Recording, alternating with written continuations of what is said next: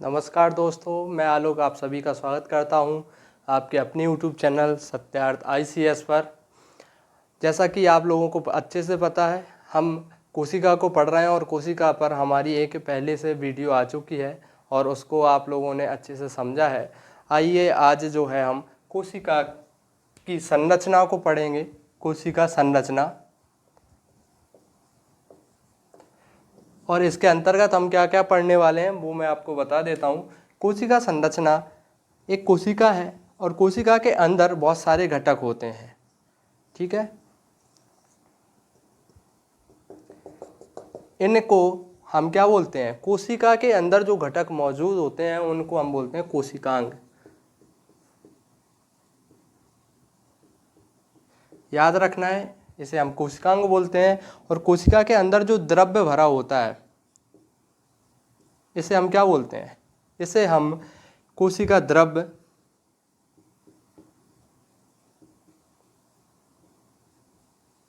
कोशिका द्रव्य बोलते हैं, साइटोप्लाज्म बोलते हैं। ठीक है, ये याद रखना। अब हम एक एक करके जो है कोशिका की संरचना की बात करेंगे। इसके अंतर्गत हम कोशिका में हम माइटोकॉन्ड्रिया,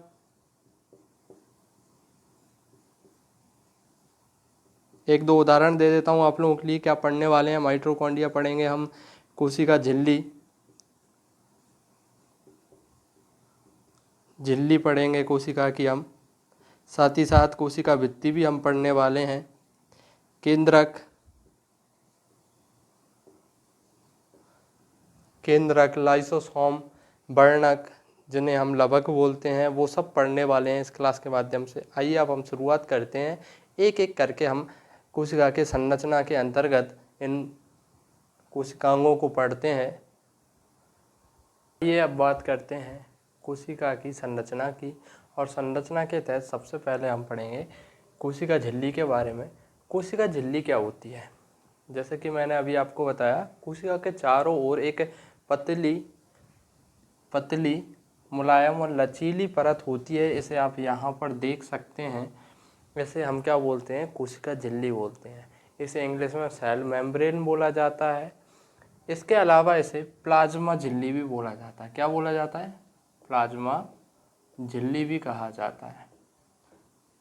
यदि आपके मन में हो कि प्लाज्मा झिल्ली क्यों कहा जाता है, तो उसका भी आंसर मैं कर देता हूँ।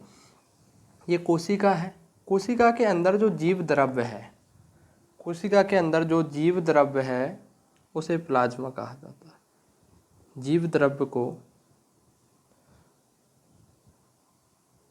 प्लाज्मा कहा जाता है, और ये कुछ कुछ प्लाज्मा अवस्था की जैसी होती है, इसलिए इसे प्लाज्मा मेम्ब्रेन या प्लाज्मा झिल्ली भी कहा जाता है। याद रखना, ये चयनात्मक पारगम्य झिल्ली है। अब इस चयनात्मक पारगम्य झिल्ली का क्या अर्थ है? देखिए, जैसे आप एग्ज़ाम दे रहे हैं और एग्ज़ाम में क्या होगा, 100 लोगों ने एग्ज़ाम दिया, क्या 100 के 100 लोग सिलेक्ट हो जाएंगे? नहीं होंगे ना। तो एक एग्ज़ाम जो है, परीक्षा जो है, वो चयन करती है कि उस सीट तक कौन पहुंचेगा और कौन बाहर रह जाएगा। ऐसे ही ये जो झिल्ली है, बाहर से आने वाला कोई भी अणु है, कोई भी पदार्थ है, उसे कोशिका के अंदर जाना चाहिए या नहीं जाना चाहिए, ये कौन तय करता है? ये कोशिका झिल्ली तय करती है, उसका चयन करती है। ओके, इसीलिए इसे क्या कहते हैं? चयनात्मक पारगम्य झिल्ली। आप समझ गए होंगे, आप भी इसीलिए पढ़ रहे हैं कि आपका परीक्षा में चयन हो जाए।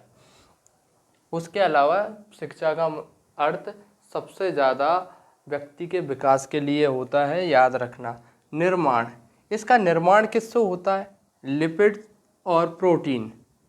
किसी भी कोशिका झिल्ली का निर्माण लिपिड और प्रोटीन से होता है, इसीलिए इसे लाइपोप्रोटीन भी कहा जाता है। याद रखना, लाइपोप्रोटीन, लिपिड और प्रोटीन को संयुक्त करके इन्होंने क्या कर दिया? लाइपोप्रोटीन। इसलिए ये भी याद रखना आप लोग कि इसको लाइपोप्रोटीन झिल्ली भी कहा जाता है। लाइपोप्रोटीन झिल्ली, अगर आपसे लाइपोप्रोटीन झिल्ली पूछता है तब भी उसका अर्थ क्या है? कोशिका झिल्ली। ठीक, और इसके कार्य क्या हैं? इसके कार्य जो हैं, आकृति का निर्माण। कोशिका झिल्ली कोशिका द्रव्य को कस के रखती है, जिससे एक उसके शेप का, आकृति का निर्माण होता है। ठीक है, कोशिका जीव द्रव्य का नियंत्रण करती है। ठीक है, कोशिका के अंदर जो जीव द्रव्य भरा हुआ है, जो प्लाज्मा भरा हुआ है, उसका नियंत्रण करती है। जंतुओं में जो सीलिया, फ्लैजेला हुए, अब आपके डाउट आ रहा होगा कि सीलिया क्या है, फ्लैजेला क्या है। आपने देखा होगा जैसे एक कोशिकीय जीव का चित्र, जैसे युगलीना मान लो, तो आपने एक इस तरह की पूंछ देखी होगी, या आपने पैरामीशियम देखा होगा जो चप्पल के जैसे होता है आकार का। इसके चारों ओर आप लोगों ने छोटे छोटे रोम देखे होंगे, तो ये सीलिया फ्लैजेला ही हैं। ये क्या कार्य करते हैं? किसी भी जीव को जो है उसके प्रचलन में सहायक होते हैं। सीलिया हुआ, फ्लैजेला हुआ, और साथ ही साथ कोशिका परिवहन का भी काम करती है। अब किसके परिवहन का काम कर रही है? सबसे पहले हमने यही बात की है कि ये कैसी झिल्ली है? चयनात्मक। जब किसी को आप एंट्री दे रहे हैं, जैसे कोशिका है और उसके अंदर पानी जा सकता है, तो वो परिवहन को एंट्री दे रही है या फिर मना कर रही है। याद रखना है इसे अच्छे से। अब हम जानते हैं इसकी संरचना कैसी होती है। आप लोगों को बता देता हूँ संरचना के बारे में। तो कोशिका झिल्ली की संरचना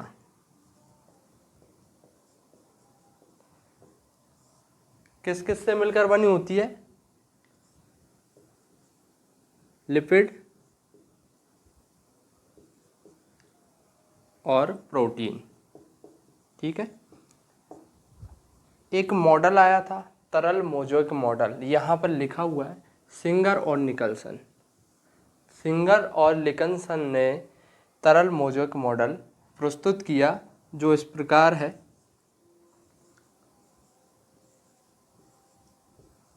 तीन लेयर होती हैं। जब इसको देखा गया, इसकी आंतरिक संरचना देखी गई कोशिका झिल्ली की, तो देखने में ऐसा लगा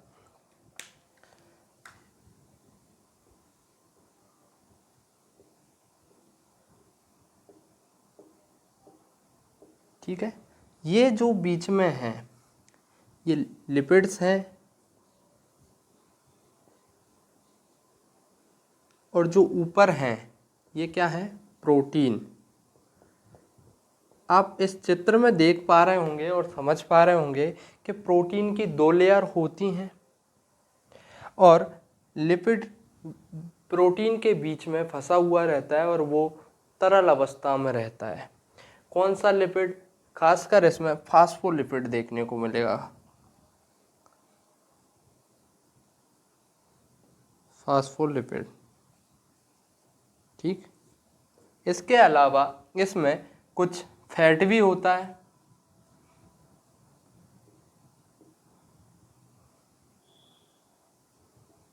कुछ वसा देखने को मिलता है, कुछ कार्बोहाइड्रेट,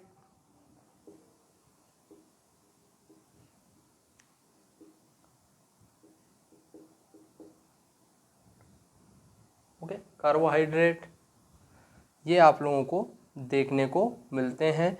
ये पूरी संरचना आप लोगों को अच्छे से समझ आ गई होगी। आप लोगों को ये भी याद रखना है तरल मोज़ेक मॉडल, जिसका चित्र आपके सामने है, वो किसने दिया? सिंगर और निकलसन नाम के दो व्यक्तियों ने ये दिया था। आइए अब हम बात करते हैं अगले कोशिकांग की। कोशिका संरचना के अंतर्गत अब कोशिका झिल्ली पढ़ने के बाद हम बात करेंगे कोशिका भित्ति की। कोशिका भित्ति के बारे में सामान्य जानकारी मैं आप लोगों को बता देना चाहता हूँ कि कोशिका झिल्ली तो सभी में पाई जाती है। एक प्रश्न होता है कोशिका झिल्ली कौन से जीवों में पाई जाती है? तो प्रत्येक जीव में कोशिका झिल्ली पाई जाती है। लेकिन यदि आपसे पूछा जाए कोशिका भित्ति, तो कोशिका भित्ति पादप, कवक और जीवाणुओं में पाई जाती है। कुछ जो होते हैं प्रोटिस्टा जगत के जीवों में भी आपको देखने को मिलती है, कुछ में, लेकिन मुख्यतः पादप, कवक और जीवाणु में जो है, इनमें आपको कोशिका भित्ति देखने को मिलेगी। भित्ति जिसे हम सेल वॉल कहते हैं। जैसे आप देखिए यहाँ पर एक कोशिका है, कोशिका के अंदर जीव द्रव्य भरा हुआ है और उसके बाहर एक परत है जिसे हम क्या बोलते हैं, उसे हम बोलते हैं कोशिका झिल्ली। और कोशिका झिल्ली के चारों ओर एक और परत होती है जो इनकी रक्षा का मुख्य काम करती है, जो इसे दृढ़ता प्रदान करती है। इस परत को हम क्या बोलते हैं, इसे हम बोलते हैं भित्ति, या इसे सेल वॉल बोलते हैं, सेल वॉल।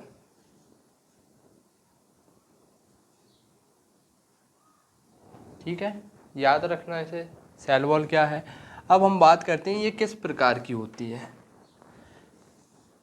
पारगम्य होती है। जबकि हमने देखा कोशिका झिल्ली कैसी होती है, अर्ध पारगम्य होती है और चयनित प्रकार की होती है। जबकि ये कैसी होती है, पारगम्य होती है। यदि इसमें से पानी अगर हम डालें तो दूसरी पार निकल जाएगा, या अन्य किसी तरल को डालेंगे तो दूसरी ओर निकल जाएगा।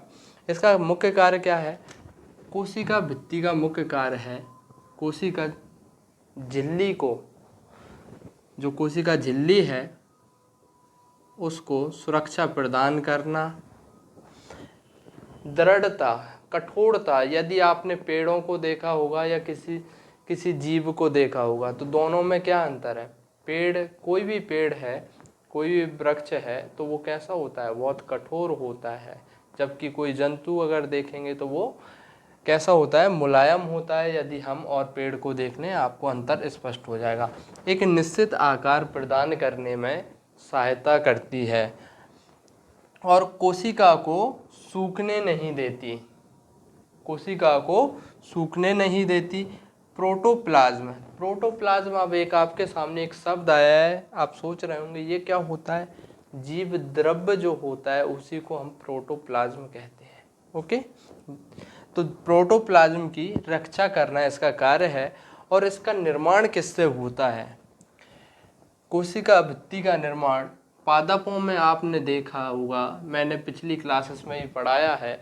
पादपों में कोशिका भित्ति का निर्माण सेलुलोज से होता है। जबकि कवक में, इस कवकों में कोशिका भित्ति का निर्माण किससे होता है, काइटिन से। और जीवाणुओं में कार्बनिक पदार्थ, कार्बनिक पदार्थों से होता है, याद रखना है। और ये इसमें दो परतें होती हैं। जैसे आपने देखा कि कोशिका झिल्ली में 3 परतें थीं, एक प्रोटीन की, फिर बीच में लिपिड, फिर प्रोटीन। जबकि इसमें 2 परतें होती हैं और बीच में एक दीवार नुमा या एक पतली बिल्कुल बारीक परत होती है, उसे आप क्या बोलते हैं, लेमना। याद रखना है लेमना क्या है। तो कोशिका भित्ति की दोनों परतों के बीच का जो क्षेत्र है उसे आप लेमना कहते हैं। अब हम बात करने वाले हैं कोशिका जीव द्रव्य।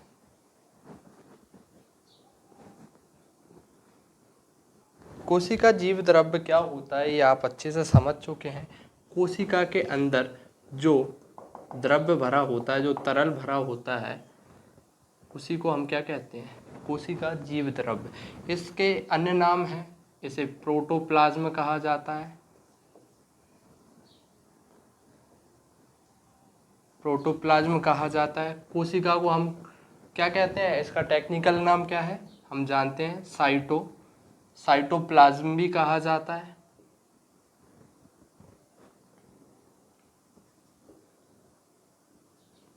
ओके, साइटोप्लाज्म, प्रोटोप्लाज्म, कोशिका जीव द्रव्य एक ही बात होगी। जब भी आपसे पूछ लिया जाए तो जो कोशिका के अंदर जो तरल भरा होता है उसी को हम साइटोप्लाज्म कहते हैं।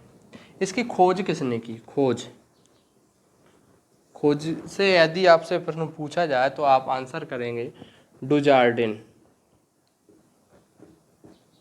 डुजार्डिन ने इसकी खोज की। जबकि इसका नामकरण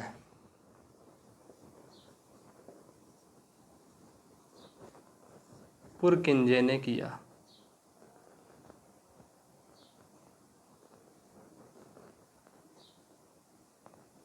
पुरकिंजे ने इसका नामकरण किया, क्या नाम रखा इसने? प्रोटोप्लाज्म।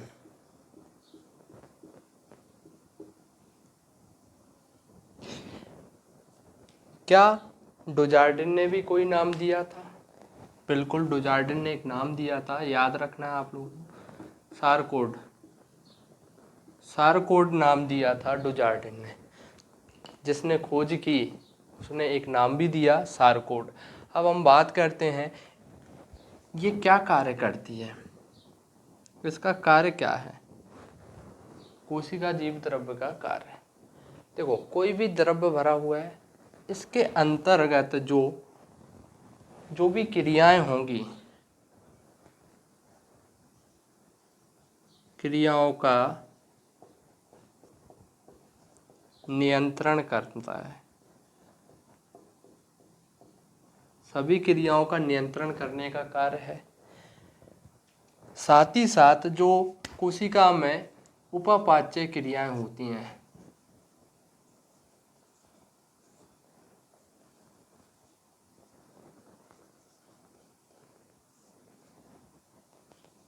उपापाच्य क्रियाओं का नियंत्रण भी इसके द्वारा किया जाता है। याद रखेंगे आप लोग अच्छे से, ठीक है। अब हम बात करते हैं कोशिका द्रव्य बना किससे होता है। तो ये जो है प्रोटीन, कार्बोहाइड्रेट,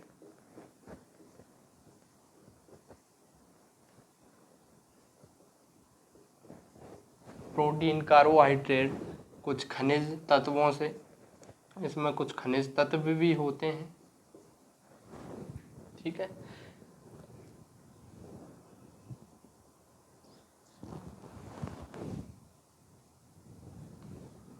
इसके अलावा इसमें सबसे ज़्यादा मात्रा में पानी होता है। ये सब आप लोगों को याद रखना है। इनसे मिलकर आपका क्या बना होता है? जीव द्रव्य। और जीव द्रव्य के अंदर बहुत से छोटे छोटे घटक तैरते रहते हैं, इसमें डूबे रहते हैं। उन्हें हम क्या कहते हैं? कोशिकांग कहते हैं। अब हम उन्हें पढ़ने वाले हैं। कोशिका की संरचना में अब हम बात करते हैं एंडोप्लाज्मिक रेटिकुलम, जिसे आप ER भी बोलते हैं, या इसका हिंदी में नाम क्या होता है? अंतःप्रद्रव्यीय जालिका। इसकी खोज किसने की थी? Keith porter. याद रखना है अच्छे से, एग्जाम में पूछा जाता है खोजों को। लाइपोप्रोटीन से निर्मित होती है। लिपिड और प्रोटीन को जब हम एक साथ बोलते हैं तो क्या बोलते हैं? लाइपोप्रोटीन। कोशिका में फैली रहती है। कोई भी कोशिका है उसमें ये पूरी कोशिका में जो है फैली रहती है। अगर हम केंद्रक को छोड़ दें, केंद्रक से लगी हुई होती है, लेकिन केंद्रक के अंदर नहीं फैली होती है। याद रखना, ये दो प्रकार की होती है। एक होती है चिकनी एंडोप्लाज्मिक रेटिकुलम, एक होती है खरदरी। चिकनी जो एंडोप्लाज्मिक रेटिकुलम होती है, जो लिपिड्स का स्त्रावण करती है और साथ ही साथ कोलेस्ट्रॉल को संश्लेषित करती है। कोलेस्ट्रॉल का अर्थ यहाँ से आप वसा भी लिख सकते हैं, वसा को संश्लेषण भी या उसका स्टोरेज यहाँ पर किया जाता है। और जो खुरदरी एंडोप्लाज्मिक रेटिकुलम है, अब ये खुरदरी कैसे हुई? कुछ इस तरह की होती है आपकी आप समझने के लिए इस तरह की नलिकाकार संरचनाएं होती हैं। हम एक मान लेते हैं, ये तो आपकी चिकनी एंडोप्लाज्मिक रेटिकुलम हो जाएगी, और दूसरी आप इस तरह से मान लीजिए ये आपकी एक एंडोप्लाज्मिक रेटिकुलम है, और इसके ऊपर छोटे छोटे जो हैं गोल एक संरचना देखने को मिलती है। इसके कारण इसे क्या बोलते हैं? खुरदरी एंडोप्लाज्मिक रेटिकुलम, रफ ER। अब ये क्या है? छोटे छोटे कण, ये हैं राइबोसोम। ये है राइबोसोम। तो आपसे पूछा जाए राइबोसोम कहाँ उपस्थित होते हैं, तो राइबोसोम मुख्यतः एंडोप्लाज्मिक रेटिकुलम पर। और कौन सी वाली? खुरदरी एंडोप्लाज्मिक रेटिकुलम। अब इसका कार्य क्या है? अब आप समझ रहे होंगे कि एंडोप्लाज्मिक रेटिकुलम जो है पूरी कोशिका में फैली हुई है। जिस तरह से ये मुख्यतः सड़कों का काम करती है, और सड़कें क्या करती हैं, परिवहन को, किसी भी माल को एक जगह से दूसरी जगह ले जाने का, ऐसा ही कार्य इनका है। ये पूरी कोशिका में, कोशिका के अंदर परिवहन तंत्र विकसित करती हैं। कौन, एंडोप्लाज्मिक रेटिकुलम। अब हम एंडोप्लाज्मिक रेटिकुलम को अच्छे से समझ चुके हैं। यदि आपका इसमें कोई डाउट है, कोई प्रश्न है, तो कमेंट बॉक्स में आप लिख दें। अब हम बात करते हैं जो छोटे छोटे कण, जिन्हें हम क्या बोलते हैं, राइबोसोम बोलते हैं, कहाँ उपस्थित होते हैं, एंडोप्लाज्मिक रेटिकुलम पर। इनकी खोज किसने की थी, जॉर्ज पैलाडे। याद रखना, एंडोप्लाज्मिक रेटिकुलम के ऊपर जो छोटे छोटे कण पाए जाते हैं, जिन्हें हम राइबोसोम कहते हैं, उनकी खोज किसने की, जॉर्ज पैलाडे ने। और जॉर्ज पैलाडे ने इनकी खोज की थी, इसलिए इन्हें राइबोसोम को पैलाडे कण भी कहा जाता है। याद रखना है, पैलाडे कण काफ़ी महत्वपूर्ण हो जाता है। पैलाडे कण क्या है, अब आप सभी को अच्छे से समझ आ गया होगा। अब हम बात करते हैं ये कहाँ उपस्थित होते हैं, राइबोसोम कोशिका में कहाँ उपस्थित होते हैं। तो राइबोसोम जो है रफ या खुरदरी ईआर के ऊपर उपस्थित होते हैं। इसके अलावा, ये तो मुख्यतः होता है, इसके अलावा राइबोसोम जो है केंद्रक, आपको केंद्रक में राइबोसोम्स देखने को मिलेंगे, माइटोकॉन्ड्रिया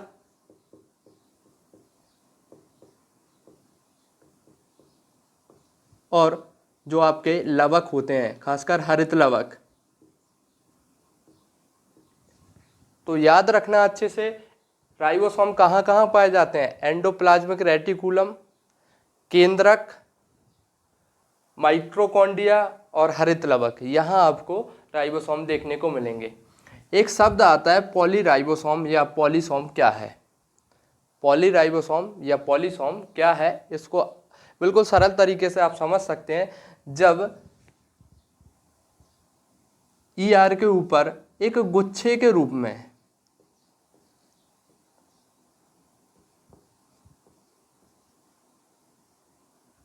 गुच्छे नुमा जो आकृति में आपको राइबोसोम मिलते हैं, उन्हीं को आप क्या बोलते हो, पॉलीराइबोसोम या पॉलीसोम। बिल्कुल सरल है। कहीं भी जब इकट्ठे हो जाएं, एक साथ बहुत सारे राइबोसोम हो जाएं जो एक गुच्छा का निर्माण करें, उसी को हम क्या बोलते हैं, पॉलीराइबोसोम या पॉलीसोम कहा जाता है। ये किसके बने होते हैं, आरएनए और प्रोटीन के।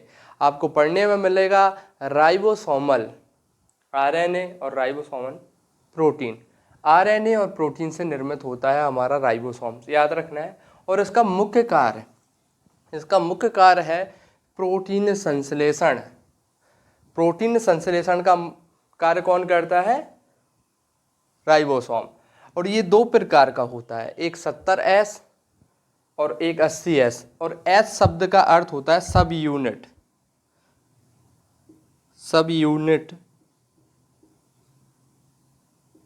इस S का अर्थ है।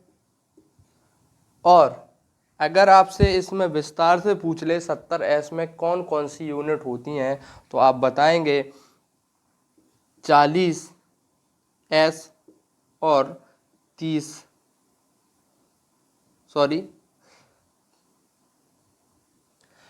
अगर आपसे इनको विस्तार पूर्वक पूछ ले तो आप बताएंगे इनमें कौन कौन सी यूनिट होती हैं, 50S और 30S। अब आप कह रहे होंगे कि ये तो 80S हो जाना चाहिए जबकि 70S लिखा है, लेकिन आप देखेंगे जब ये बनते हैं तो इनका कुछ भाग एक दूसरे में धस जाता है, इसलिए ये 70S है। अगर 80S को हम देखें कि 80S कौन कौन सी यूनिट से बना है, तो 60S और 40S से मिलकर ये बना होता है। अब ध्यान से समझना यहाँ पर क्या हो रहा है, ये दोनों कैसे काम कर रहे हैं।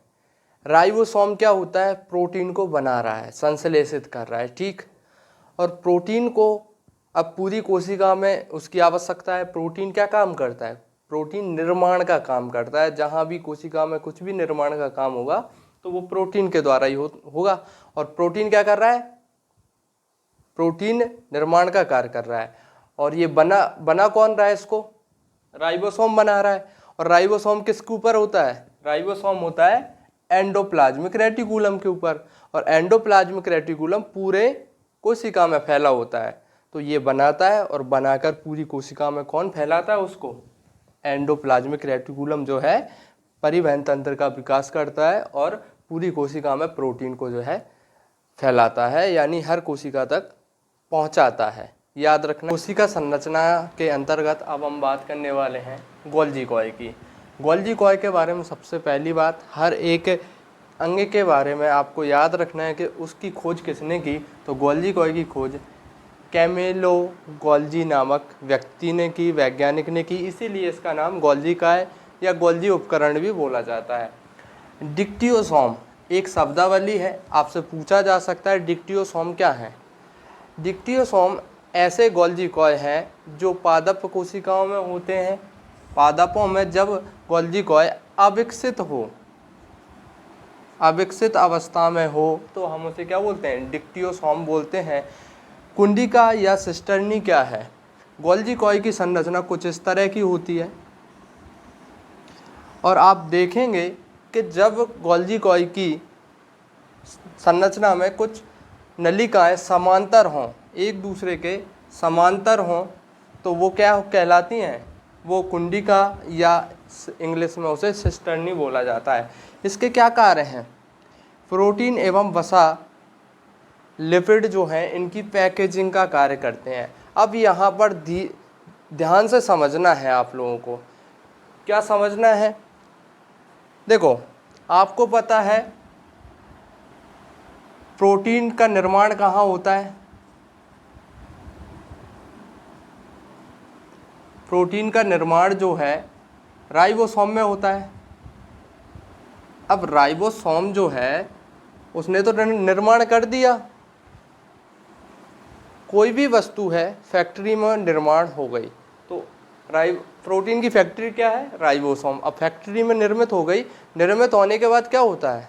उसको पैकेजिंग भी तो किया जाता है, या आप ऐसे ही बेच देते हो? नहीं, पैकेजिंग किया जाता है। तो प्रोटीन का पैकेजिंग कौन कर रहा है? अब इसका क्या होगा? पैकिंग होगी, पैकेजिंग होगी। और जो काम कौन कर रहा है पैकेजिंग का? गोल्जी बॉडी पैकेजिंग का काम कर रही है। अब पैकेजिंग का काम होने के बाद फिर आप उसे हर जगह डिस्ट्रीब्यूट करते हो, हर जगह पहुंचाते हो। तो ये काम कौन करता है? परिवहन का। तो आपको पता है अच्छे से, अभी हमने बात की थी एंडोप्लाज्मिक रेटिकुलम। ये पूरा चरण बन रहा है कि एक फैक्ट्री है जहाँ पर प्रोटीन और वसा का जो है निर्माण हो रहा है, वो है राइबोसोम। और फैक्ट्री में निर्माण होने के बाद उसकी पैकेजिंग का काम होगा, और वो कौन काम करेगा? गोल्जी बॉडी करेगी। और पैकेजिंग होने के बाद उसे डिस्ट्रीब्यूट किया जाएगा, वो कार्य कौन करेगा? एंडोप्लाज्मिक रेटिकुलम के द्वारा किया जाता है। और साथ ही साथ मोस्ट इम्पोर्टेंट है लाइसोसोम का निर्माण। लाइसोसोम भी एक कोशिकांग है जिसका निर्माण कौन करता है? गोल्जी कॉय लाइसोसोम का निर्माण करता है। याद रखना, पूछा जाता है एग्जाम में, मुख्य स्त्रावण अंग है।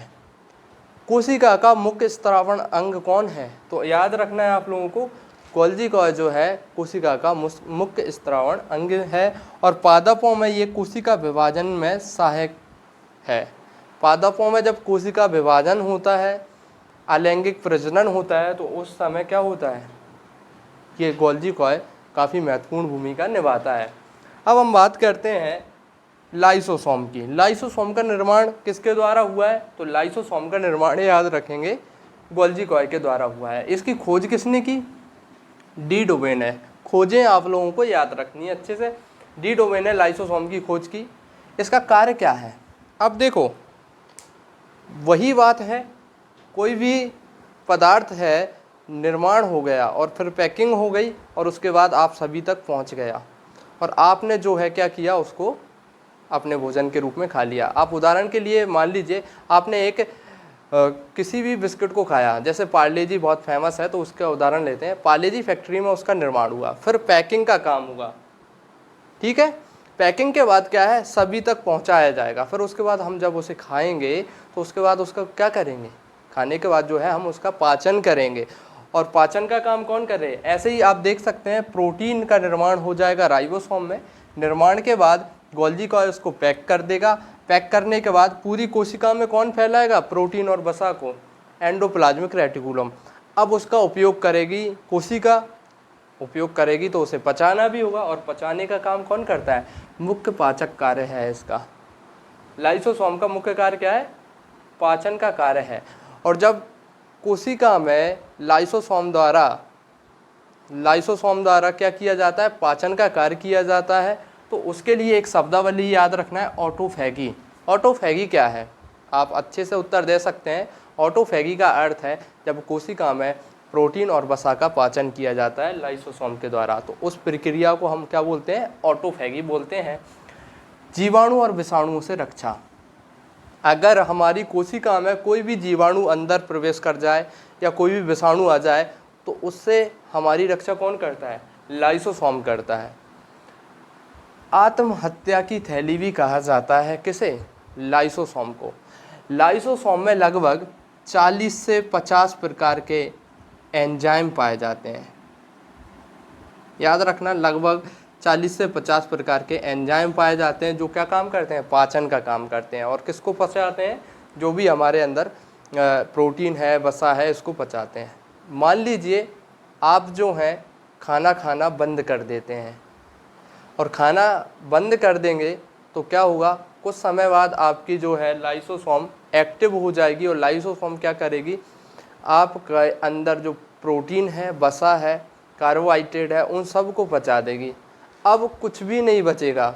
जैसे आपने 5-6 दिन हो जाएंगे, कुछ भी नहीं बचा, तो क्या होगा, लाइसोसोम फिर कोशिका को नष्ट करने लगेगी, कोशिका को ख़त्म कर देगी। इसीलिए जब कोशिकाएं ख़त्म हो जाएंगी तो धीरे धीरे व्यक्ति भी क्या हो जाएगा, मृत्यु हो जाएगी। अगर कोई भी व्यक्ति लंबी समय तक उपवास करता है और उपवास के बाद उसकी मृत्यु होती है तो उसमें सबसे बड़ा कारण होता है लाइसोसोम। और इसीलिए हम इसे क्या बोल रहे हैं, आत्महत्या की थैली बोल रहे हैं। अगर हम अपनी इच्छा से खाना छोड़ देते हैं तो वो आत्महत्या की एक कैटेगरी में आता है। तो आत्महत्या की थैली इसलिए बोलते हैं। एक शब्दावली है ऑटोलाइसिस। ऑटोलाइसिस क्या है, अगर कोई कोशिका पुरानी हो जाए और कोई संक्रमित कोशिका है तो क्या उसे हम रख सकते हैं हमारे शरीर में। जैसे कि आप सभी जानते होंगे, हमारे घर में कोई भी सामान है, अगर वो पुराना हो जाए, टूट फूट जाए, तो आप क्या करोगे उसका, तो आप उसे रखोगे नहीं, उसे घर से बाहर निकाल दोगे, फेंक दोगे, ऐसे ही उसको नष्ट कर दोगे। ऑटोलाइसिस एक ऐसी प्रोसेस है जिसमें पुरानी कोशिकाओं को और संक्रमित कोशिकाओं को नष्ट किया जाता है, किसके द्वारा, लाइसोसोम के द्वारा। और एक बहुत ही महत्वपूर्ण बात जो आप लोगों को याद रखनी है, लाइसोसोम जो है ना, सबसे ज़्यादा कौन सी कोशिका में पाया जाता है। अगर मैं आप लोगों से प्रश्न पूछूं तो आप बताइए, लाइसोसोम मानव की कौन सी कोशिका में सबसे अधिक पाया जाता है। कमेंट बॉक्स में आंसर करें। आइए मैं आपको उत्तर बताता हूँ, WBC, वाइट ब्लड सेल्स। और WBC क्या करती हैं, आपकी सुरक्षा करती हैं, किससे, रोगों से। ये आपका जो है प्रतिरक्षा तंत्र बनाती हैं। प्रतिरक्षा तंत्र हमारी बॉडी का कौन बनाती हैं, वाइट ब्लड सेल्स या श्वेत रक्त कणिकाएं। और ये इनमें सबसे अधिक मात्रा में लाइसोसोम पाया जाता है। यही कारण है, मान लीजिए अगर हम हैं और हमारे अंदर जुखाम खांसी के वायरस जाते हैं तो सबसे पहले हमारी जो बॉडी की कोशिका है, वाइट ब्लड सेल्स, वो उनको नष्ट कर देगी। कैसे कर देगी, आपको अच्छे से समझ आ गया होगा, क्योंकि वाइट ब्लड सेल्स में होंगी सबसे ज़्यादा लाइसोसोम। और लाइसोसोम क्या काम करती है, यहाँ पर देख सकते हैं आप, जीवाणु और विषाणु से हमारी रक्षा करती है, उनको नष्ट करती है। तो ये आप लोगों को अच्छे से समझ आ गया होगा। लेकिन यहाँ पर एक बात याद रखना है, जो गोल्जी कॉय है, गोल्जी कॉय कुछ कोशिकाओं में देखने को नहीं मिलती। कॉय जो है क्या सभी कोशिकाओं में पाया जाता है, तो आप कहेंगे नहीं, सभी कोशिकाओं में नहीं पाया जाता। आरबीसी में गोल्जी कॉय नहीं होता। रेड ब्लड सेल्स, ठीक है ना। और साथ ही साथ मैं आपको बताना भूल गया था, सॉरी उसके लिए, राइबोसोम, राइबोसोम भी आरबीसी में नहीं होता, ठीक है। राइबोसोम कौन सी कोशिका में नहीं पाया जाता, आरबीसी में नहीं पाया जाता, ये याद रखना है। गोल्जी कॉय किस में नहीं पाया जाता, आरबीसी में नहीं पाया जाता, याद रखना है। उसके अलावा गोल्जी कॉय जो है शैवाल एवं जीवाणुओं में नहीं पाया जाता।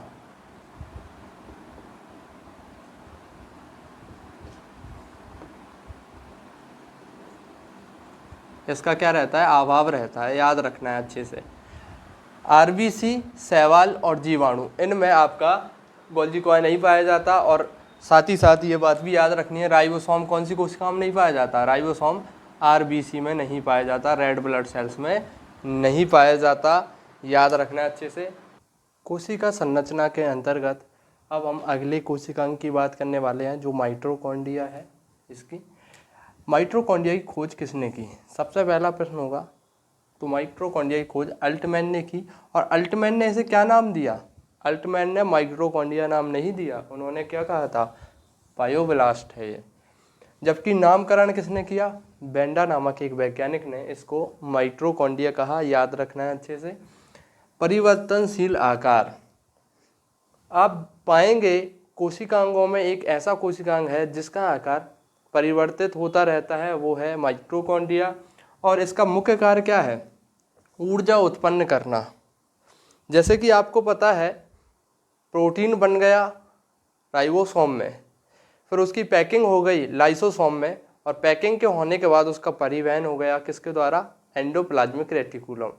अब जो उसका पाचन होगा वो कहाँ हो जाएगा, लाइसोसोम में हो जाएगा। पाचन होने के बाद जो एनर्जी होगी ग्लूकोज के रूप में प्राप्त होगी। अब उस ग्लूकोज को ये एटीपी में तोड़ता है। एटीपी का फुल फॉर्म होता है एडिनो ट्राईफॉस्फेट, एडिनो ट्राईफॉस्फेट होता है। तो एक ग्लूकोज के अणु से 36 एटीपी का निर्माण करता है। अगर यही कार्य क्रेब्स चक्र के दौरान हो रहा हो तो 34 एटीपी का निर्माण होता है। अब क्रेब्स चक्र क्या है, आने वाली क्लासेस में हम पढ़ेंगे। और वायवीय श्वसन, अगर आपसे पूछा जाए कोशिका में श्वसन का कार्य कहाँ पर होता है, तो याद रखना है कोशिका में श्वसन का कार्य माइटोकॉन्ड्रिया में होता है, ये याद रखेंगे अच्छे से। और चयापचय गतिविधियों को नियंत्रित करता है। जितनी भी मेटाबॉलिक क्रियाएं होती हैं, चयापचय, इनको विस्तार से आने वाली क्लासेस में हम समझेंगे। तो चयापचय गतिविधियों को नियंत्रित कौन कर रहा है, यहाँ पर माइटोकॉन्ड्रिया कर रहा है। और हार्मोन निर्माण में ये जिम्मेदार होता है, जैसे टेस्टोस्टेरोन इत्यादि हार्मोन, इनके निर्माण में कौन जिम्मेदार होता है, माइटोकॉन्ड्रिया होता है। साथ ही साथ मैं आप लोगों को बता दूं, जो हमारी लीवर है, लीवर में अमोनिया को डिटॉक्स करता है। यहाँ लिख देता हूँ, अमोनिया को डिटॉक्स करने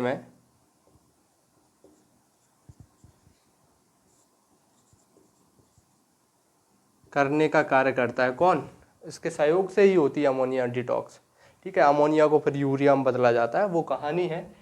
इसके सहयोग का कार्य कौन कर रहा है, माइटोकॉन्ड्रिया कर रहा है। अगर इसके हम आंतरिक भाग की बात करें तो आंतरिक भाग कैसा है आप देख सकते हैं। ये जो है एक धागे नुमा संरचना देखने को मिल रही होगी आपको। इसमें राइबोसोम पाया जाता है। हमने अभी पढ़ा था राइबोसोम कहाँ कहाँ उपस्थित होता है। राइबोसोम एंडोप्लाज्मिक रेटिकुलम, केंद्रक, हरितलवक और आपके माइटोकॉन्ड्रिया पर उपस्थित होता है। तो ये जो रेड जो बनाए हैं मैंने, राइबोसोम है। और अगर आपसे पूछा जाए, एक और प्रश्न याद रखना कि जो मानव माइटोकॉन्ड्रिया है उस पर ठीक है, मानव के जो माइटोकॉन्ड्रिया है उस पर कौन से राइबोसोम पाए जाते हैं। अगर आपसे उसका आकार पूछ लिया जाए तो याद रखना 55S, 55S माइटोकॉन्ड्रिया मानव की माइटोकॉन्ड्रिया में देखने को मिलता है। साथ ही साथ माइटोकॉन्ड्रिया में DNA, जो धागे नुमा संरचना देख रहे होंगे आप, धागे के आकार में डीएनए पाया जाता है।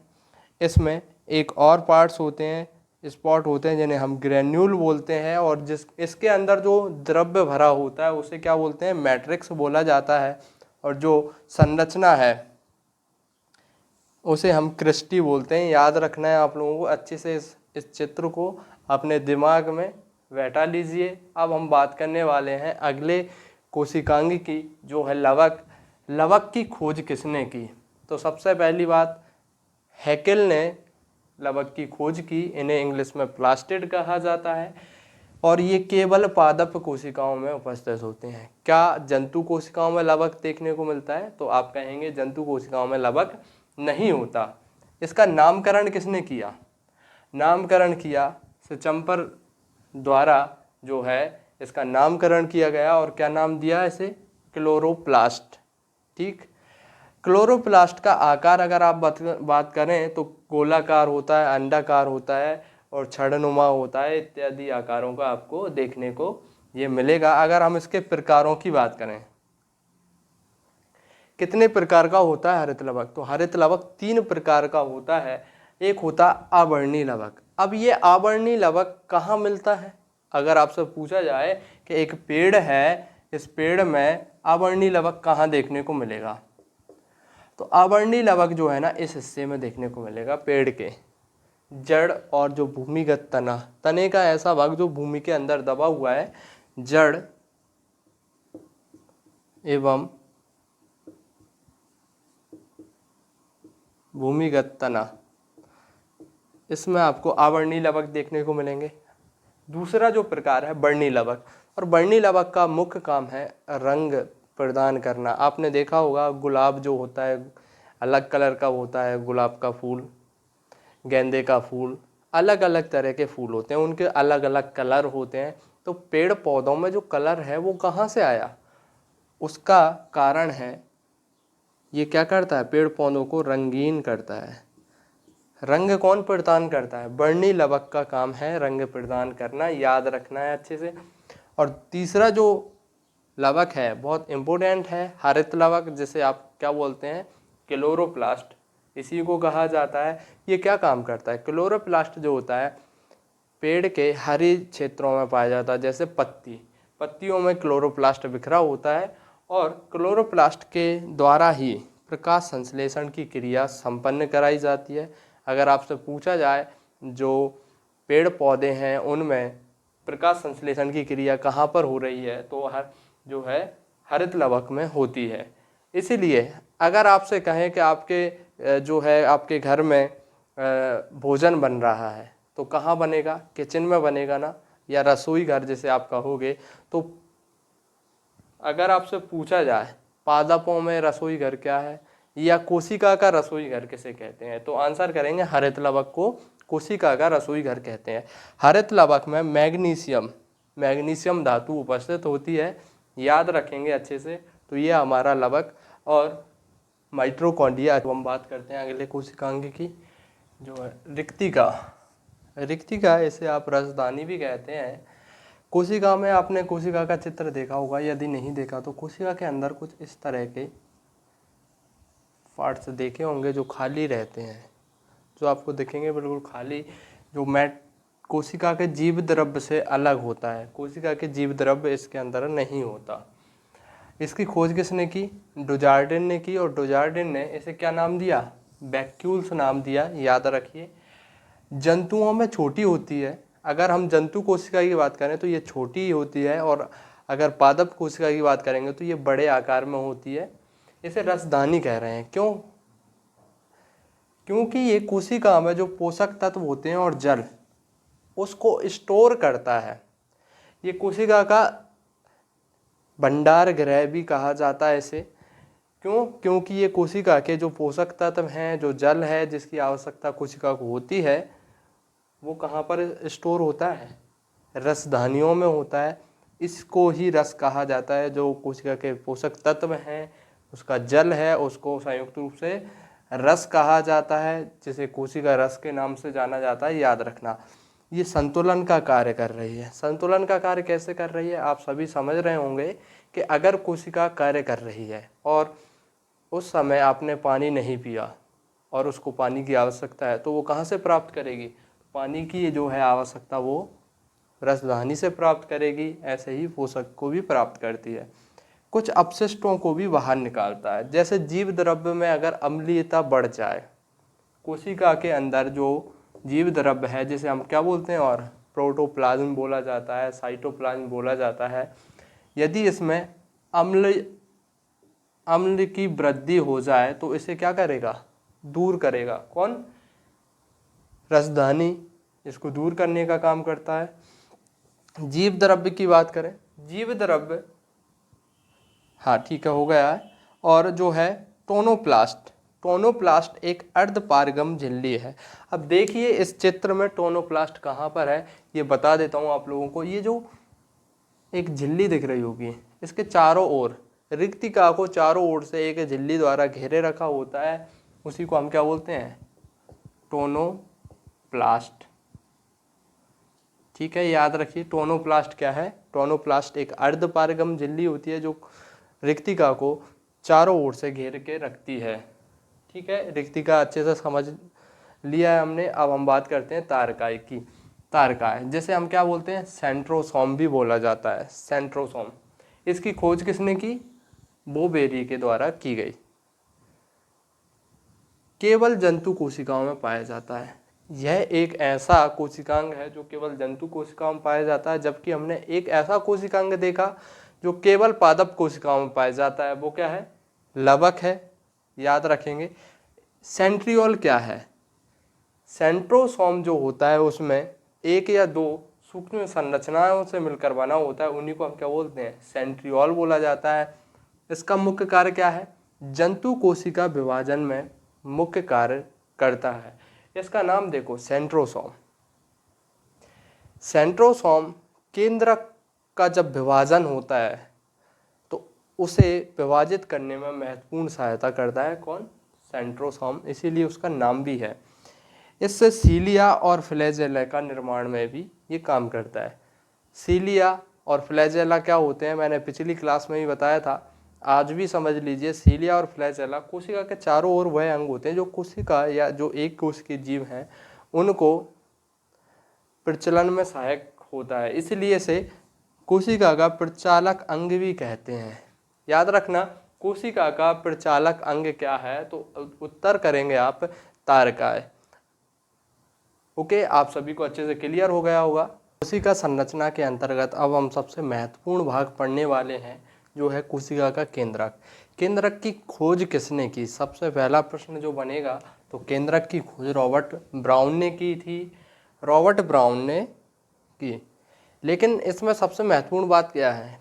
केंद्रक क्या सभी कोशिकाओं में पाया जाता है? स्पष्ट केंद्रक तो हमने पढ़ी है कि दो प्रकार की कोशिकाएं होती हैं, एक होती है आपकी प्रोकैरियोटिक और एक होती है यूकैरियोटिक। तो प्रोकैरियोटिक कोशिकाओं में आपको केंद्रक देखने को नहीं मिलता, स्पष्ट केंद्रक नहीं होता वहाँ पर, जबकि यहाँ पर आपको स्पष्ट केंद्रक देखने को मिलेगा। कौन सी कोशिकाओं में? यूकैरियोटिक कोशिकाओं में। ये अच्छे से याद रखना है। जो केंद्रक होता है वो बना किससे होता है? केंद्रक का निर्माण आरएनए तथा प्रोटीन से मिलकर बना होता है। यहाँ पर एक बात नोट कर लेना, क्या सभी कोशिकाओं में, क्या सभी यूकैरियोटिक कोशिकाओं में केंद्रक होता है? अगर आपसे पूछा जाए कि मानव शरीर में एक ऐसी कोशिका है जिसमें केंद्रक नहीं होता, तो वो कौन सी कोशिका है? तो आरएनए,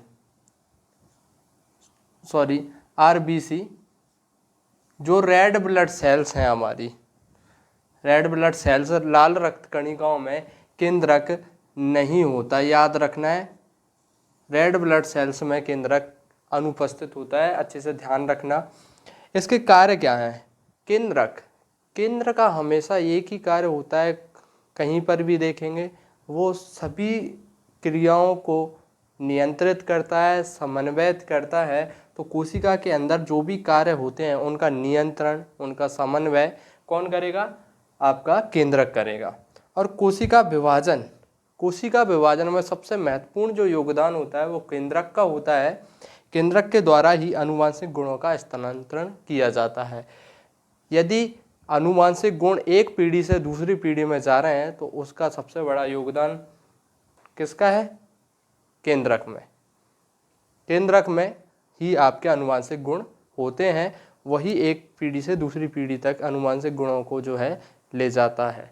तो आइए केंद्रक की संरचना की बात करते हैं। तो केंद्रक की संरचना केंद्रक झिल्ली, केंद्रक द्रव, केंद्रिका, क्रोमोटिन जाल और राइबोसोम, और इसके ऊपर इससे लगा हुआ होता है ER, थोड़ा बाहरी आप मान सकते हैं।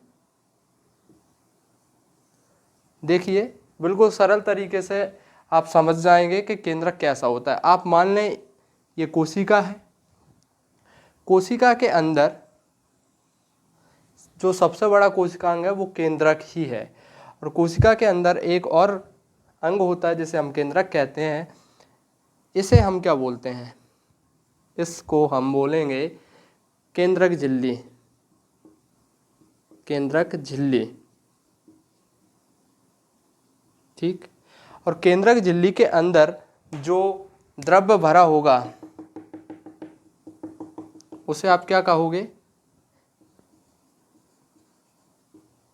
केंद्रक द्रव्य,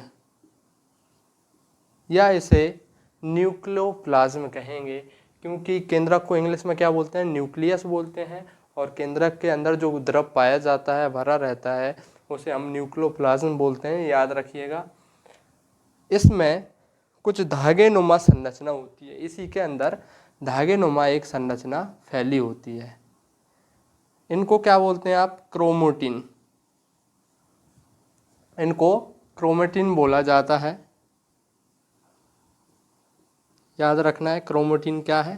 तो केंद्रक में जो धागे नुमा संरचना होती है उसको क्रोमेटिन बोलते हैं, और यही क्रोमेटिन होता है जिस पर DNA उपस्थित होता है, गुणसूत्र उपस्थित होते हैं, और गुणसूत्र ही जो है आनुवांशिक गुणों को एक पीढ़ी से दूसरी पीढ़ी में ले जाने का कार्य करते हैं। और इसमें एक संरचना होती है,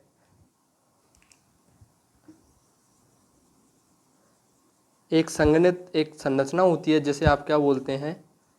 केंद्रिका। तो आपके सामने स्पष्ट है कि केंद्रक की संरचना कैसी है। और यहाँ पर केंद्रक की जो बाहरी और भीतरी ओर, केंद्रक झिल्ली के बाहरी और भीतरी ओर छोटे छोटे कण देखने को मिलेंगे, उन्हें हम क्या बोलते हैं? राइबोसोम। हमने जाना है राइबोसोम कहाँ कहाँ पर होता है उपस्थित। तो केंद्रक में होता है, माइक्रोकॉन्ड्रिया में होता है, और साथ ही साथ एंडोप्लाज्मिक रेटिकुलम में। केंद्रक से लगी हुई एक संरचना होती है इस तरह से, उसे आप क्या बोलते हैं? Endoplasmic reticulum. तभी मैंने यहाँ पर लिखा है प्लाज्मिक रेटिकुलम जो है केंद्रक के बाहरी संरचना है, केंद्रक से लगी हुई संरचना है। ये आपके सामने केंद्रक की संरचना स्पष्ट है। अब हम बात करते हैं क्रोमेटिन की। अभी हमने बात की थी केंद्रक की, और केंद्रक के अंदर जो धागे नुमा संरचना होती है, केंद्रक में जो धागे नुमा संरचना होती है उसे हम क्या बोलते हैं? क्रोमेटिन बोलते हैं। और क्रोमेटिन क्या होता है? क्रोमेटिन गुणसूत्रों का ही एक धागे नुमा रूप है। और गुणसूत्र क्या होते हैं? गुणसूत्र आनुवांशिकी की जो है इकाई है, आनुवांशिक पदार्थ इन पर पाए जाते हैं। गुणसूत्र की अगर हम संरचना की बात करें, इन तीन चीज़ों से मिलकर गुणसूत्र बना होता है। पहला होता है पेलिकल, मैट्रिक्स और क्रोमेटिन। आइए जानते हैं ये क्या होते हैं। सबसे पहली बात, गुणसूत्र किससे बने होते हैं? तो गुणसूत्र DNA और हिस्टोन प्रोटीन से मिलकर बना होता है, याद रखना है अच्छे से। गुणसूत्रों में जो सबसे बाहरी परत होती है, गुणसूत्रों की सबसे बाहरी परत, उसी को हम क्या बोलते हैं? पेलिकल बोलते हैं। तो क्लियर होना चाहिए पेलिकल क्या है। पेलिकल गुणसूत्रों की सबसे पहली या सबसे बाहरी परत होती है। मैट्रिक्स क्या होता है? मैट्रिक्स गुणसूत्र है, उसके अंदर भी एक द्रव्य भरा होता है, उस द्रव्य को हम क्या बोलते हैं? मैट्रिक्स बोला जाता है। और अब हम बात करते हैं क्रोमेटिड्स। क्रोमेटिड्स क्या है? ये आपको दो संरचनाएं दिख रही होंगी, दो धागे नुमा संरचनाएं एक साथ जाती हुई दिख रही होंगी, 1 और 2, ठीक है। इनको ही क्रोमेटिड्स बोला जाता है। और कई सारे क्रोमेटिड्स, जैसे क्रोमेटिड्स हैं वो कई सारे धागों से मिलकर बने होते हैं, उन्हें हम क्या बोलते हैं? क्रोमोनिमिटा, ठीक है। क्रोमोटिड्स जो होते हैं बहुत सारे धागों से मिलकर बने होते हैं, पतले महीन, उन्हें हम क्या बोलते हैं, क्रोमोनिमिटा कहा जाता है। और इसके जो सबसे उच्च या शीर्ष भाग है उसे क्या कहा जाता है? आपके सामने गुणसूत्र का पूरा स्ट्रक्चर है, गुणसूत्र के शीर्ष भाग को टेलोमियर कहा जाता है, याद रखना है। और एक ऐसा स्थान होता है जहाँ पर गुणसूत्र में क्रोमोटिड्स एक दूसरे से मिल जाते हैं, संयुक्त हो जाते हैं, उसे क्या कहते हैं हम? सेंट्रोमियर कहा जाता है, याद रखेंगे, इसे हम सेंट्रोमियर कहते हैं। और सेंट्रोमियर से जो लास्ट का छोर होता है इसे हम बोलते हैं सैटेलाइट। सैटेलाइट। अब आप इसे उपग्रह सैटेलाइट नहीं समझेंगे, ये गुणसूत्र का जो भाग है सबसे निचला और सबसे पतला भाग होता है, उसे हम क्या बोलते हैं? सैटेलाइट बोलते हैं। सेंट्रोमियर क्या करता है? सेंट्रोमियर का कार्य है इसका आकार निश्चित करना। गुणसूत्र का आकार निश्चित कौन करता है? सेंट्रोमियर करता है।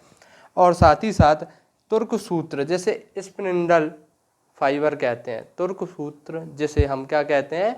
स्पिंडल फाइबर कहते हैं, इसका निर्माण करता है। और स्पिंडल फाइबर जो है ये कहाँ यूज़ होता है? इसका उपयोग जो है कोशिका विभाजन के समय किया जाता है। तो ये आपको अच्छे से समझ में आ गया होगा। और हमने इस क्लास के माध्यम से कोशिका की संरचनाओं को बहुत ही अच्छी तरीके से समझा है। यदि उम्मीद करता हूँ कि आप सभी को काफ़ी अच्छे से समझ आया होगा, बेहद पसंद आएगी ये क्लास। यदि आपको पसंद आई है तो इसे शेयर करें ज़्यादा से ज़्यादा लोगों तक और हमारे चैनल को सब्सक्राइब करें। हमने जो है